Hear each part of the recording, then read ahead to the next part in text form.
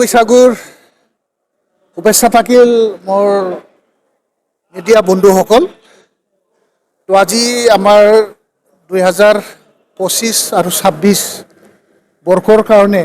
যিটো general budget flash হৈ গ'ল, ইয়াত আমি BPF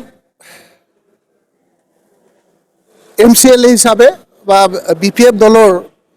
MCLA হিচাপে আমি ইয়াত সন্তুষ্ট নহয়। যিটো আমাৰ এই বছৰৰ যিটো SOPD বাজেট, এই বাজেটত মাত্ৰ আমি 843 crore আমি দেখা পালোঁ। তো আমি ভাবিছিলোঁ খুব এক্সটেনচিভ আমি অলপ মানে এক্সপানশ্যন আমি পাম বুলি আশা ৰাখিছিলোঁ, যদিও খুব দুখেৰে আজি যিটো আমাৰ অসম চৰকাৰৰ যিটো এপ্ৰুভ যিটো বাজেট, এই বাজেটখনহে আজি এক্সপেণ্ডিচাৰ কৰাৰ কাৰণে বা আমাৰ চেলাৰী বাজেট যিটো আমাৰ চেলাৰী এইটো দিব পাৰিবৰ কাৰণে আমি আজি চেলাৰী পোৱাৰ কাৰণে আমি আজি এই বাজেটখন এপ্ৰুভ কৰিলোঁ। যিটো বাজেট থৰলি যিটো ষ্টেটৰ বাজেট, এই বাজেটখনক যদি আমি চাওঁ, তো BTC গভৰ্ণমেণ্টে যিমান পাব লাগিছিলে সেইটোতো পোৱা নাই। ট্ৰেডিশ্যনেলি যিটো আমি আগৰ দিনৰ পৰা পোৱা যিটো মানে পইচাবিলাক, এই পইচাবিলাকো আমি আজি হেৰাব লগা হ'ল। যেনেকৈ আপোনালোকে জানে, প্ৰত্যেকটা ডিপাৰ্টমেণ্টত 17 মেইনটেনেন্স, 19 মেটেৰিয়েলছ আৰু 14 মাইনৰ ৱাৰ্কছ নামেৰে বিভিন্ন ডিপাৰ্টমেণ্টত নন প্লেন নন চেলাৰী আমি পাবলৈ সক্ষম হৈছিলোঁ। এই বছৰৰ বাজেটবিলাকত আমি দেখিলোঁ ডিপাৰ্টমেণ্টেল যিটো এল'কেশ্যন, এই এল'কেশ্যনবোৰত যোৱা বছৰো মানে যিটো non salary non plan budget, non plan non salary, এইটো চেলাৰীও নহয় কিন্তু নন প্লেনটো আমাৰ ইমাৰ্জেঞ্চি কামৰ কাৰণে, বিভিন্ন মেইনটেনেন্স আৰু ৰিপেয়াৰিঙৰ কাৰণে প্ৰত্যেক বছৰতেই ষ্টেট গভৰ্ণমেণ্টে আমাক প্ৰত্যেকটা ডিপাৰ্টমেণ্টতে পইচা দিছিলে। কিন্তু যোৱা বছৰৰ পৰা আমি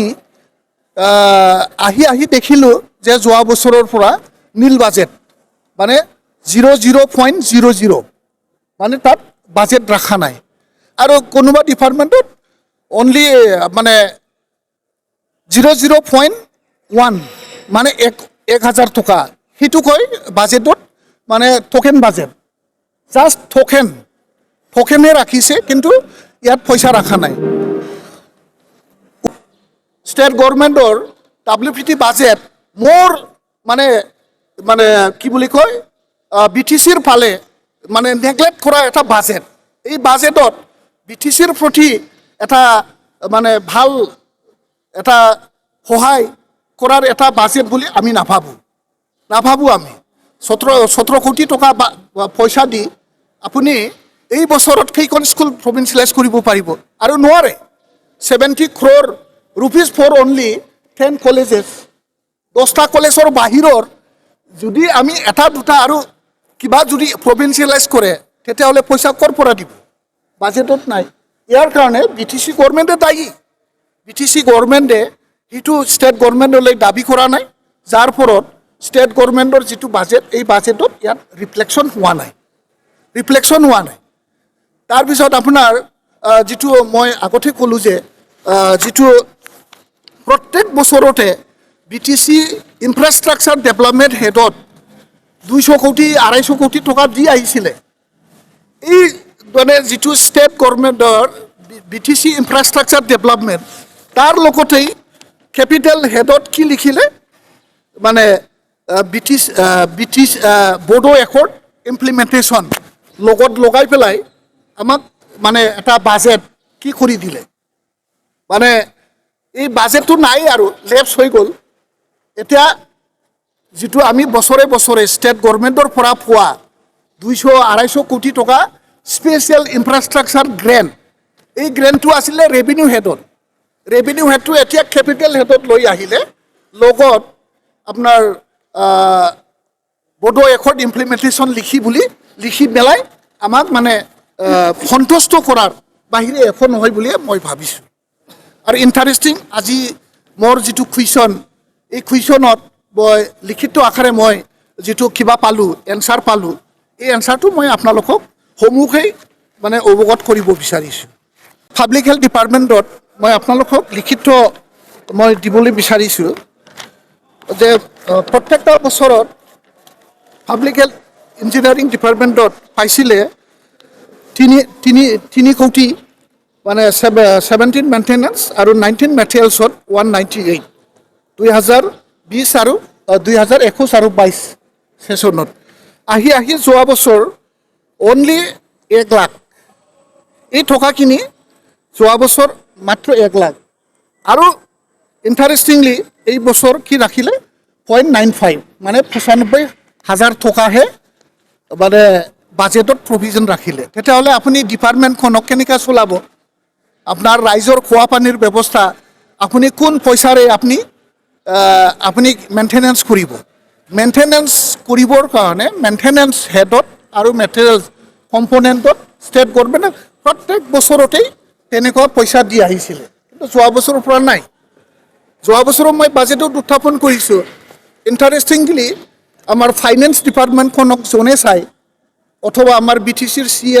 CM ডাঙৰীয়া ইয়াত মনোযোগে নাই বাজেটখনকে বুজি পায় নে নাপায় অফিচাৰবিলাকে বনোৱাহে বাজেট এইটো নট পাব্লিক ৰিপ্ৰেজেণ্টেটিভ বনোৱা বাজেট নহয় অফিচাৰবিলাকে যিটো বনাইছে সেইটোকে নে ইয়েছ বুলি মানে হাউচত ডাঙৰ মানে লেকচাৰ মাৰাৰ বাজেট বাহিৰে BTC বাকী ৰাইজে একো আশা কৰিব নোৱাৰে ইয়াৰ পিছত আপোনালোকে চাব এইটো পাব্লিচিটি ডিপাৰ্টমেণ্ট মানে একদম সৰু সহজটো মই দেখাইছোঁ আপোনালোকক 2021-22 আছিলে 1 কোটি 79 লাখ 2022-23 আছিলে 1 কোটি 77 লাখ আমাৰ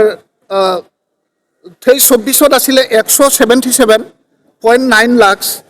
তাৰপিছত 24-25 আছিলে 11,000 আপুনি 25-26 0095 লাখ মানে 95,000 হে ক'ত মানে 1,79,000 প্ৰত্যেকটা বছৰত ট্ৰেডিশ্যনেল আগৰ পৰা চলি আহি এতিয়া প্ৰমোদ বড়ো ডাঙৰীয়াৰ সময়ত পাব্লিচিটি ডিপাৰ্টমেণ্টৰ মেইনটেনেন্স বা পাব্লিচিটি কাম কৰিবৰ কাৰণে ৰাজহুৱাভাৱে ৰাইজক জনাবৰ কাৰণে যিটো এটা পাব্লিচিটিৰ দৰকাৰ সেই পাব্লিচিটিও আজিকালি দিনত তেওঁলোকে মেইনটেনেন্সত পাব নোৱাৰা পইচা হৈছে আকৌ তেওঁলোকে খৰচ কৰা নাই আফটাৰ মানে লেপছ মানে 3 ইয়াৰ্ছ তেওঁলোকে যদি খৰচ কৰিব নোৱাৰে বাজেটৰ ৰাখাৰ কোনো অৰ্থ নাই ইয়াৰ কাৰণে ষ্টেট গভৰ্ণমেণ্টে কোনো ৰকম বাজেটখন জীয়াই ৰাখিবৰ কাৰণে একাউণ্টছ বা হেড অফ একাউণ্টছটো ৰাখিবৰ কাৰণে তেওঁলোকে টোকেন অফ বাজেটে আমি পাব পাৰিছোঁ ইয়াৰ পিছত আপোনালোকে চাব ৱাটাৰ ৰিচোৰ্চ ডিপাৰ্টমেণ্ট যিটো আমাৰ জ্বলন্ত সমস্যা যিটো বানপানীটো অসমৰ নেশ্যনেল সমস্যা BTCৰ অসমতকৈ BTCত সবতকৈ গৰাখহনীয়াটো হয় ইয়াৰ কাৰণে ষ্টেট গভৰ্ণমেণ্টে সেই তাহানি কালৰ পৰা মেইনটেনেন্স কৰিবৰ কাৰণে ইমাৰ্জেঞ্চি মানে ফ্লাড ইমাৰ্জ কৰাটো বন্ধ কৰিবৰ কাৰণে মেইনটেনেন্স পইচা দি আহিছিলে এই যে আপোনাৰ 14 মাইনৰ ৱাৰ্কছ সৰু সুৰা মানে ডিপ্লেকশ্যন বা জংঘল দি পেলাই গৰাখহনীয়া বন্ধ কৰাৰ কাৰণে 175 তাৰপিছত minor work 14 minor works 17 maintenance ইয়াত মানে আপোনাৰ 187 মানে 2020-21 মানে আমাৰ BTCৰ আগৰখিনি মই নিদিলোঁ BTCৰ প্ৰথম বাজেটখন মই উদাহৰণ হিচাপে দিলোঁ এই ট্ৰেডিশ্যনেলি আহিব লাগে বাজেটখন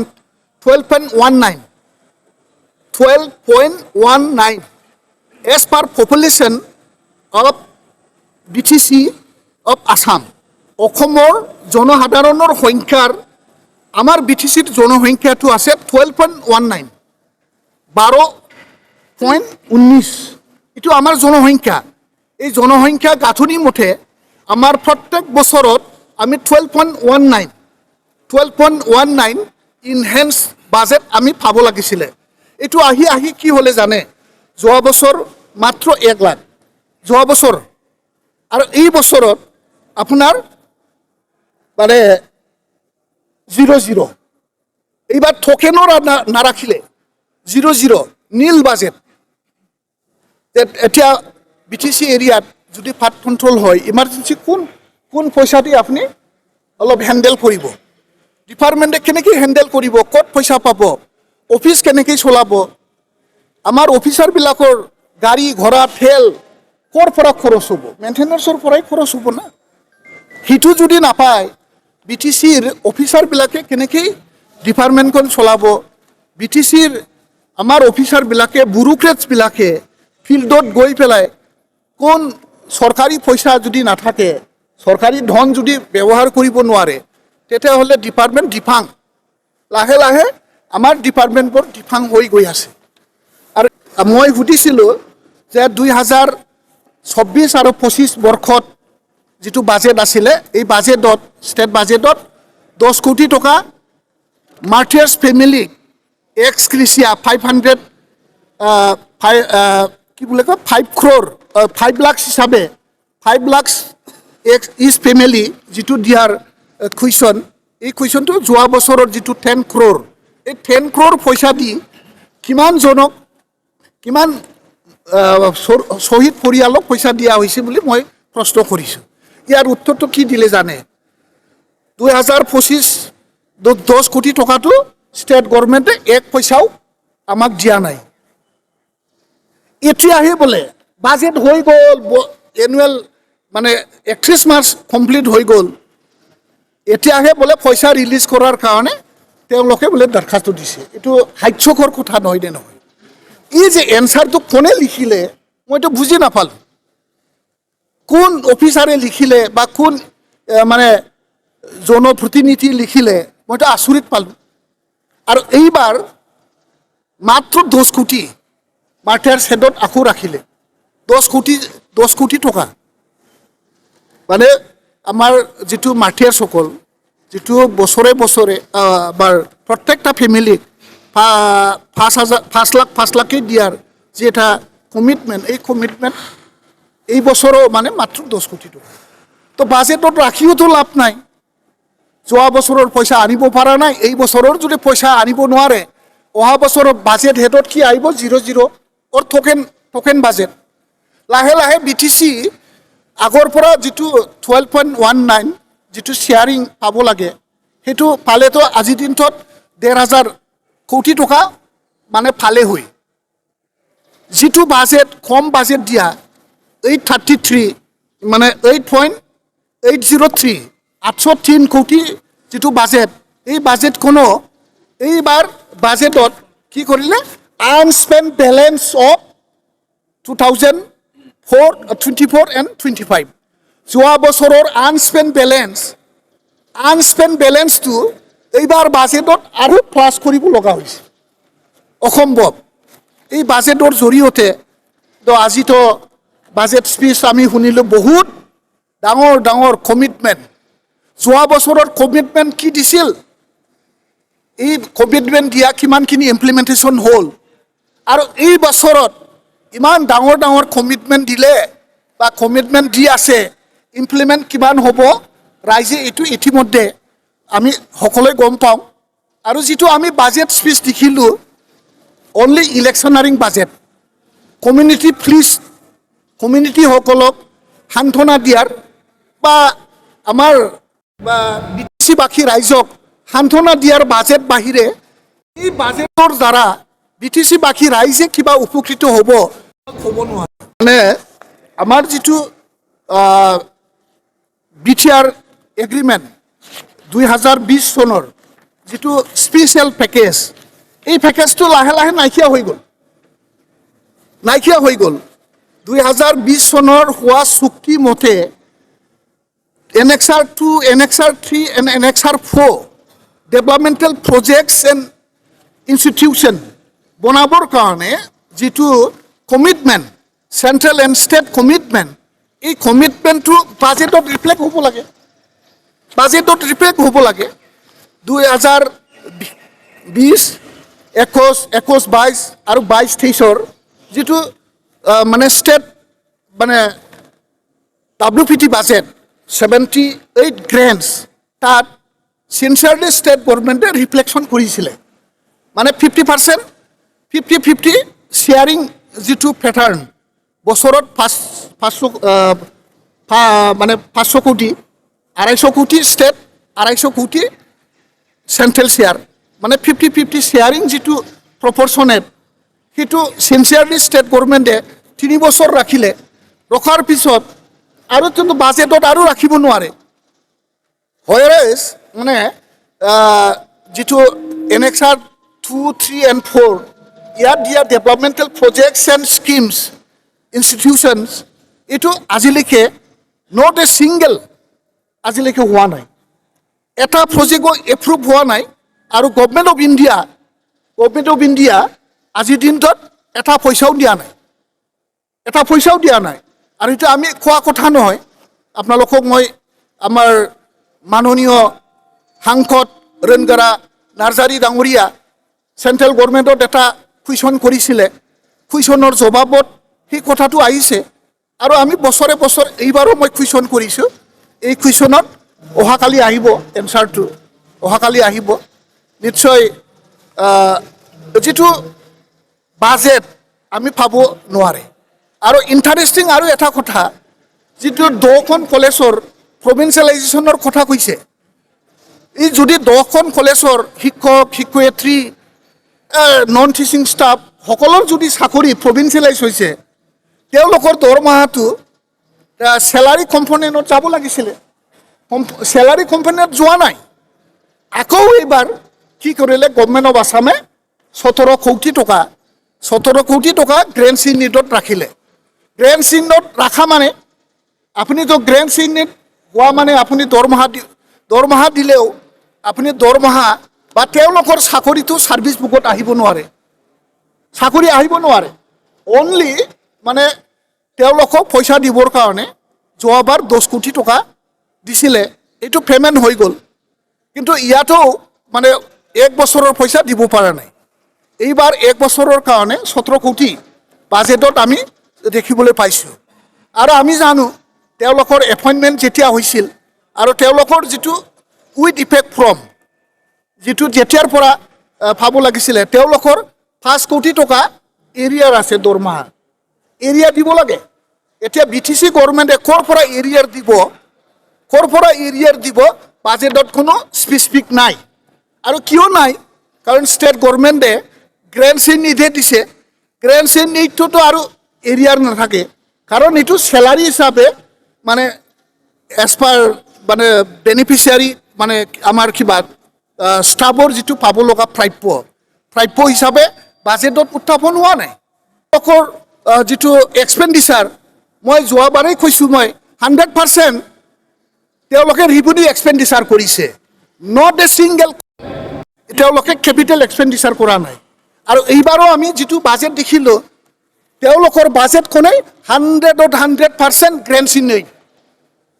total budget is grant in need ইয়াত কোনো কেপিটেল এক্সপেণ্ডিচাৰ আৰু ৰেভিনিউ এক্সপেণ্ডিচাৰৰ কোনো ইয়াত তেওঁলোকৰ থিৰাং